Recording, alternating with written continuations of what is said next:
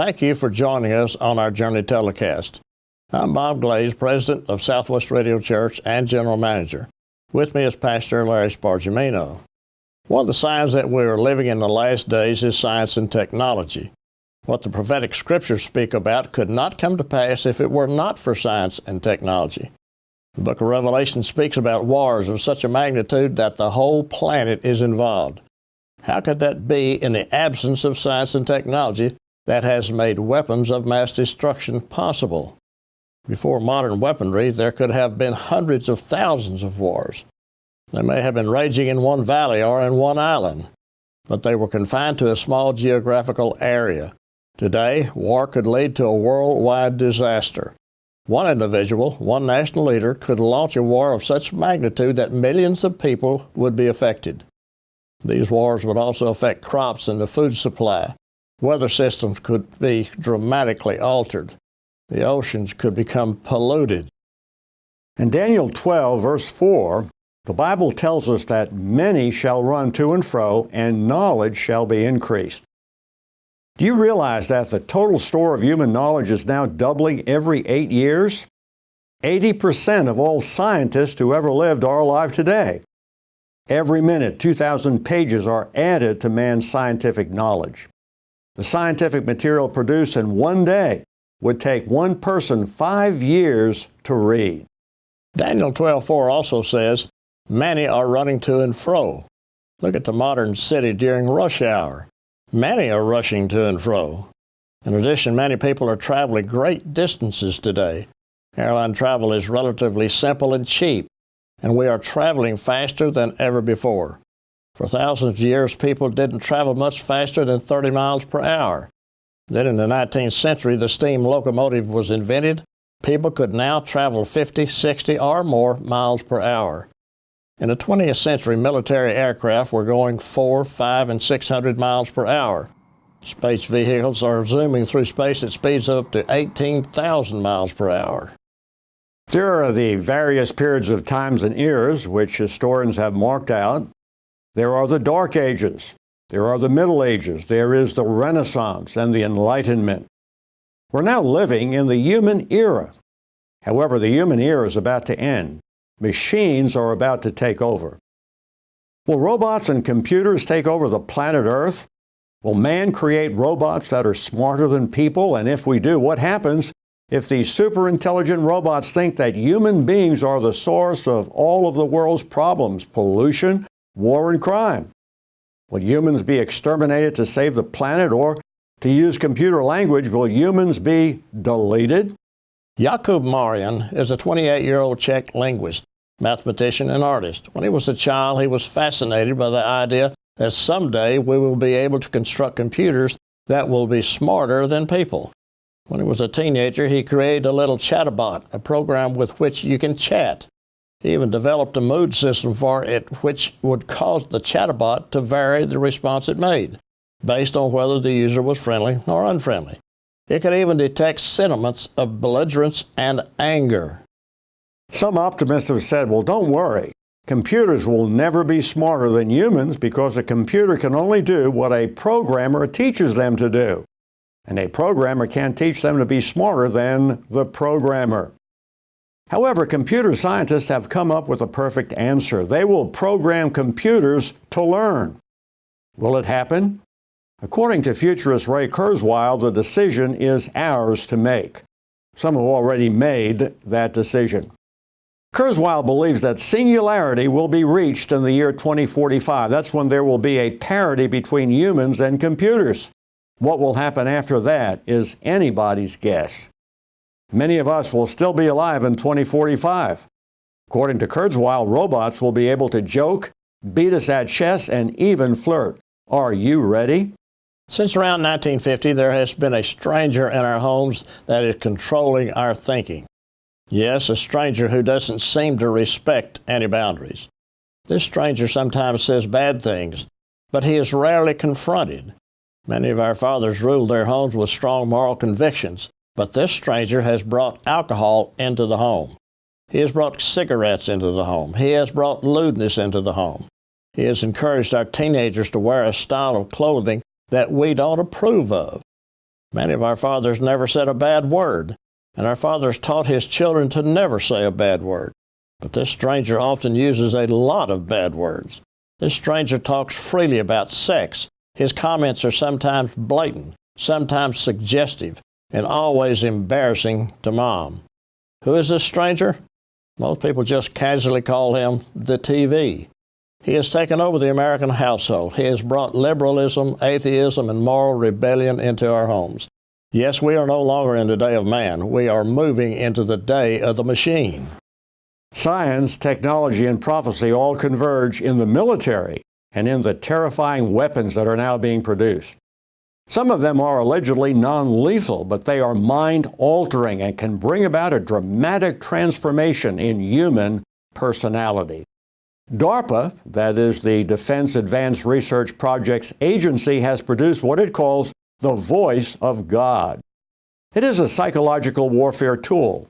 It can project words and thoughts into the minds of people. Individuals who have been used as test subjects say it is very unsettling and maddening. Experimentation with ultra-low frequencies has proven to be able to alter our mental state. Certain frequencies can make people depressed and unwilling to fight any longer. Other frequencies can enhance aggression and bring people to commit acts of violence.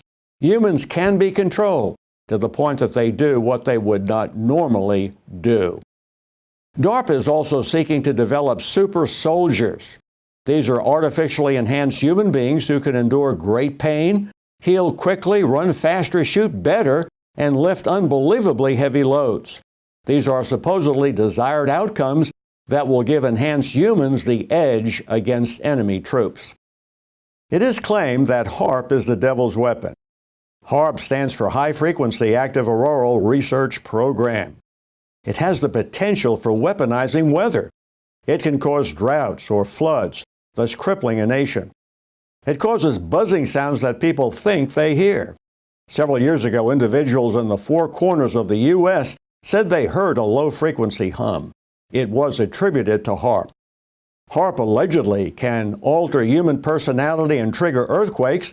A Russian military journal reports that ionospheric testing would trigger a cascade of electrons that could flip Earth's magnetic poles. Some claim these are wild conspiracy theories. However, we are learning that many conspiracy theories are not theories, but actual fact. Apart from knowing Jesus Christ as Lord and Savior, these would be very frightening times. Luke 21:26 says, men's hearts failing them for fear, and for looking after those things which are coming on the earth, for the powers of heaven shall be shaken. Have you ever really been afraid? In his book Final Countdown, Volume 1, Pastor Billy Crone tells about a man who got a ride in a taxi. While the cabbie was driving, the passenger reached through the little window and tapped the driver on the shoulder.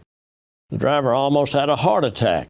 He screamed. He got really angry and cussed out the passenger. He almost had a wreck. The driver said, "Look, buddy, don't you ever do that again." The passenger apologized. He said he did not realize that a little tap on the shoulder would scare a guy so badly.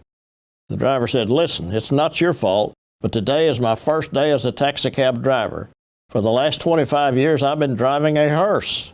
When you're driving a hearse, you don't expect someone in the back to tap you on the shoulder." Indeed, if we did not know Jesus Christ and have the assurance that the heaven question has been settled for us, we would be jumpy and living in a state of fear and anxiety. So let me ask you, have you turned away from the darkness and turned to the light? Have you believed on Jesus Christ as personal Savior? He is right here, right now. You can reach out to Him and ask Him to come into your heart. We have two books that we would like to offer to our viewing audience.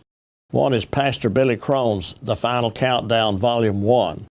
The other is titled Future War by Lieutenant Colonel Robert L. McGinnis. They will help you understand a little better our theme for this segment, science, technology, and prophecy. Now here's Marvin. Thank you, Dr. Bob. That's right, we have two great books for our viewers. The first book is The Final Countdown, Volume 1 by Pastor Billy Crone. This is a must-have book. It goes into great detail about the Middle East reaching a boiling point. Iran moves closer to nuclear capabilities. Surveillance technology is reaching new heights. And our day-to-day movements are being tracked like never before, and so much more. We also have the book Future War by Lieutenant Colonel Robert McGinnis. You may have heard of him. He worked in the Pentagon, and he offers a rare look into Terminator-like super soldiers, cyber threats beyond our wildest imagination, and the dangerous threats we face. Individually, these books sell for $20. But because you're watching The Journey, you can have both books for a gift of $30. To get yours, just call our toll-free number, 1-800-652-1144. If you would rather write to us, the address is Post Office Box 100, Bethany, Oklahoma, 73008. And of course, you can order this special offer on our website at swrc.com. In our next segment, Dr. Bob and Pastor Larry take another look at the recent terrorist attack in Manchester, England. It takes a really brave man to blow up little girls. The recent terrorist attack in Manchester, England was another tragedy. At about 10:30 p.m. on Monday, May 22nd, Salman Abedi carried a homemade explosive device into the Manchester Arena, a concert venue in the heart of Britain's third largest city. As singer Ariana Grande finished her set, the explosive device that cruelly snuffed out 22 lives was a crude collage of homemade items, nuts, screws, and bolts packed around 2 pounds of explosives. Like its creator, it seemed to have been made in Britain. Britain has had a long history of domestic terrorism, much of it by the Irish Republican Army in the 1970s and 90s. David Campbell, who is involved in terrorism legislation, believes that the best way to fight terrorism successfully is not by overreaction, but by bearing down hard on dangerous criminals without alienating the communities around them. For Brits, this means cracking down on terrorists without treating all Muslims as if they are guilty of terrorism. Immediately after the Manchester attack, taxi drivers, many of them Muslim, offered free rides to stranded victims. Hotels allowed people caught up in the attack to stay for free. There is a horrific symbolism in the Manchester bombing. Terrorist attacks are all usually focused on some issue or symbolic landmark. The symbolic landmarks targeted on 9/11 are examples. Cosmopolitan culture of Paris's Special Music Festival is another example, along with the perceived Western depravity of the French Riviera. And now the murderous attack on a concert hall in Manchester filled with young girls wearing cat ears and lip gloss. There is still much that is unknown about the terrorist attack at the Ariana Grande concert.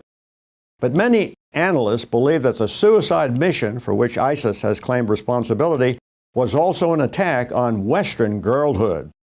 It was a focused attack on the budding independence of young girls, taking their first carefree steps toward becoming empowered women.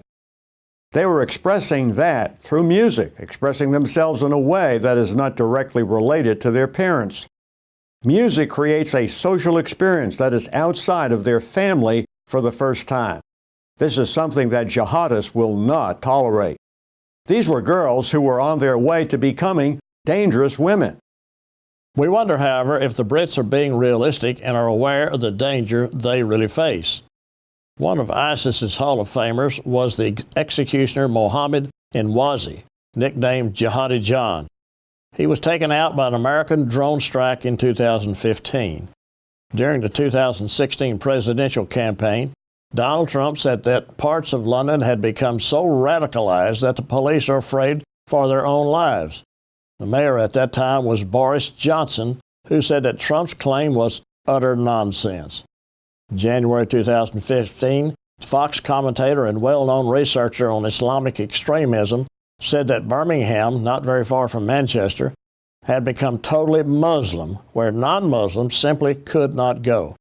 Prime Minister David Cameron dubbed Emerson's a complete idiot. The recent attack in Manchester leads one to ask the question, who really are the idiots? The gullible, or those who want to deal with the danger? In our next segment, Pastor Larry and Dr. Bob discuss how even though our culture is being hijacked by Hollywood, there is still a sense of right and wrong. There can be no doubt that our country and world are in a moral free fall.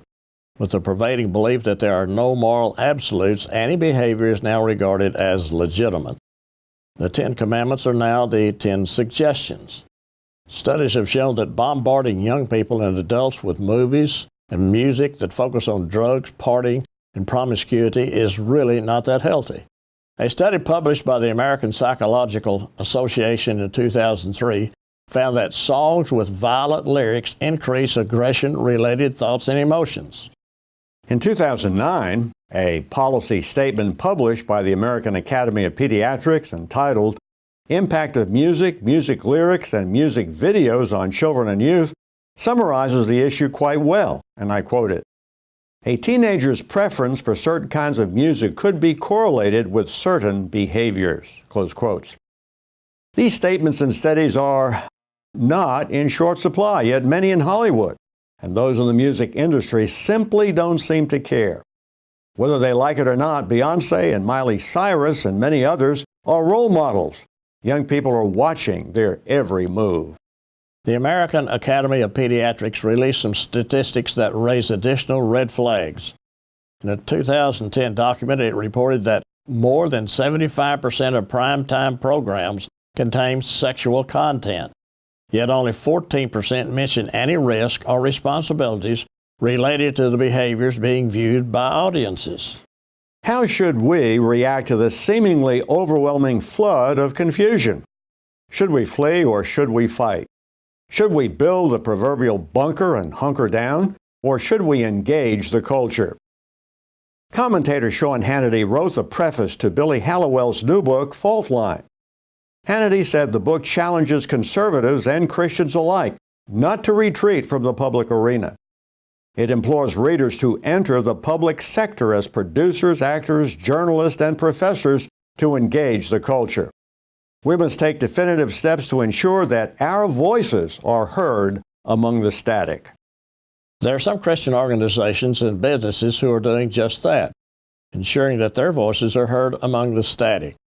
Back in 2003, Stephen and Alex Kendrick launched Sherwood Pictures, a media division of Sherwood Baptist Church in Albany, Georgia, where they served as pastors. Their efforts led to the production of popular Christian films such as Courageous, Fireproof, and Facing the Giants. These movies came on the heels of the Left Behind movie, which starred actor Kirk Cameron and was based on a monumentally popular prophetic book series. Chuck Smith used to say, when things are dark, don't curse the darkness, turn on the light. Jesus is indeed the light of the world. It's pretty hard to hunker in a bunker and turn on the light that brightens the whole world. There are some who are seeing the light. There is an article in The Blaze written by Billy Hallowell. It is entitled, Why a Lesbian Business Owner is Standing Up for a Christian Printer's Right to Refuse Making T-shirts for a Gay Pride Event. Blaine Adamson, owner of Hands On Originals, is a Christian. He has been locked in a legal battle since early 2012 after declining to design and print T-shirts for a gay pride festival. He didn't want to convey the messages printed on the shirts. Blaine's attorney said that the government is trying to force Adamson, who creates artistic custom work, to express messages with which he disagrees. Lesbian business owners Kathy Troutvetter and Diane DiGelleromo came to Adamson's defense. They said that when you own your own business, it's your own art and creation. It's very personal. When someone wants to force you to go against your beliefs, that's what struck me right in the heart, said Troutvetter. I really felt for Blaine. In Ephesians 6, verse 11, the Bible says, Put on the whole armor of God, that ye may be able to stand against the wiles of the devil. Notice the word stand. Verse 13 says, Wherefore take unto you the whole armor of God, that ye may be able to withstand in the evil day. And having done all, to stand. That's the word, stand again. It doesn't say flee, fall, or retreat. It says stand. Standing is our goal. The well-known apologist Josh McDowell has pointed out something important, however. He said, most Christians can tell me what they believe, but 95% can't give me any intelligent reason why they believe it. That is no longer adequate. We've got to know what we believe and why we believe it. Then we will be able to stand. In our next segment, Dr. Bob and Pastor Larry talk about the world we live on. It's just one big biological accident in the middle of nowhere, right? Fine pianists like their pianos to be finely tuned. High-performance drivers also like their engines to be finely tuned. It doesn't happen by chance. Someone has to do the tuning. One of the amazing things about planet Earth is that the planet, including its location and distance from the sun and moon, has been finely tuned to support life as we know it. Can we believe that this fine-tuning just happened by chance? In the last half century or so, scientists have been engaged in one of the most fascinating research projects in the history of humanity. They've been studying the parameters of our physical world that have made life on planet Earth possible. In other words, we live in a just right universe. If it were not just right, we would be dead. The size and surface gravity of the planet must be just right. Too big, too heavy, and the atmosphere would be rich with noxious elements like ammonia and methane. Too small and light, then the atmosphere would not retain water. The planet must turn on its axis and be tilted just enough to prevent extremes of temperature and weather. So in simple terms, what does that mean? It means that the probability of some kind of a Big Bang producing a just right universe is extremely low. And yet here we are breathing, flourishing, and multiplying. Does anyone know how it happened? Well, certainly not by chance, though atheists have to believe that's exactly how it happened. In their book, Rare Earth, Peter Ward and Donald Brownlee argued basically that we got lucky. Stephen Hawking, who is certainly no friend of the Bible and those who seek to live by its teachings, nevertheless wrote this, and I quote him, "The odds against a universe like ours emerging out of something like the Big Bang are enormous. I think clearly there are religious implications whenever you start to discuss the origin of the universe," close quotes. Fred Hoyle wrote this, and I quote him, "A common-sense interpretation of the facts suggests that a super intellect has monkeyed with physics, as well as chemistry and biology, and that there are no blind forces worth speaking about in nature. The numbers one calculates from the facts seems to me so overwhelming as to put this conclusion almost beyond question," close quotes. So someone has monkeyed with physics as well as chemistry and biology. By far the most popular and best answer that aligns with the facts is that the universe was designed by a supreme intelligence to make it possible for life to exist here. The logic underlying this conclusion is not difficult to follow.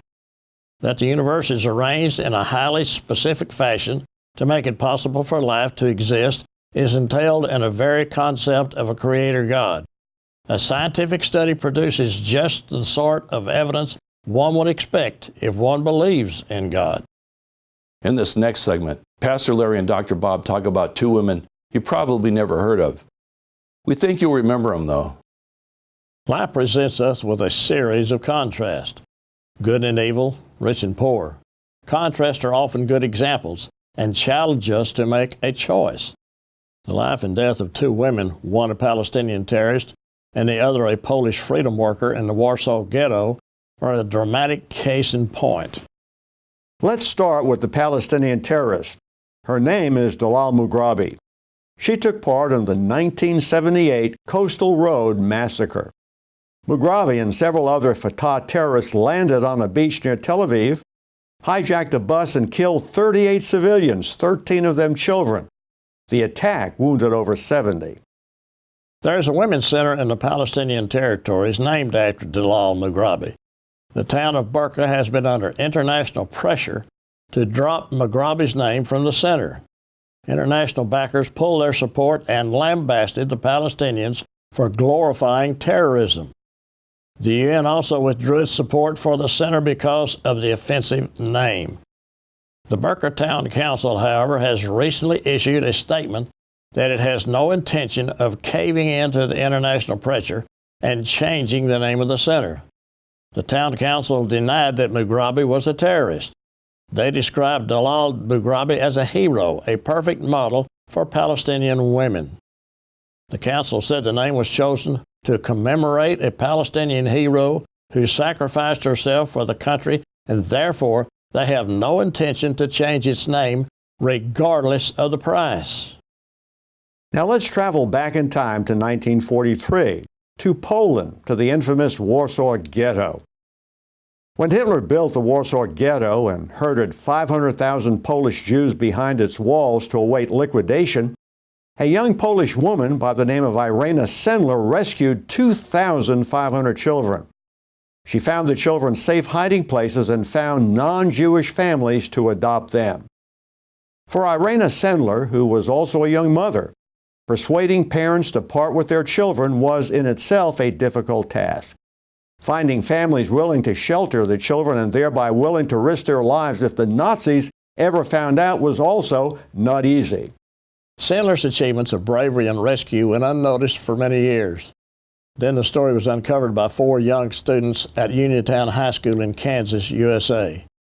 They were the winners of the 2000 Kansas State National History Day competition by writing a play, Life in a Jar, about the heroic actions of Irena Sendler. The high school girls who wrote the play, Elizabeth Chambers, Megan Stewart, Sabrina Coons, and Janice Underwood, have since gained international recognition, along with their teacher, Norman Conrad.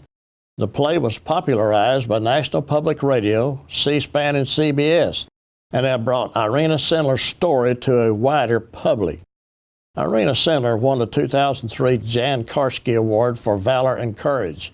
She received international attention at the awards ceremony on October the 23rd, 2003 in Washington, D.C. 2 women, very different. One, a Palestinian terrorist who died murdering innocent people. The other, a Polish nurse who had a heart for life and rescued 2,500 Jewish kids at great personal risk. Jesus said, "The thief cometh not, but for to steal and to kill and to destroy. I am come that they might have life, that they might have it more abundantly." Satan still has his children. Jesus also said, "Ye are of your father the devil, and the lust of your father ye will do." He was a murderer from the beginning. Do we want to perpetuate a lifestyle of revenge, murder, and deadly fanaticism, or do we want to rescue people from the jaws of death? Thank you for being with us for this telecast. It is our sincere desire that you were edified, strengthened in your faith, and perhaps even came to accept Jesus Christ as your Lord and Savior. We live in a rough and tumble world. For those who have accepted Jesus Christ, it will get better. But for the time being, remember, God is still on the throne, and prayer changes things.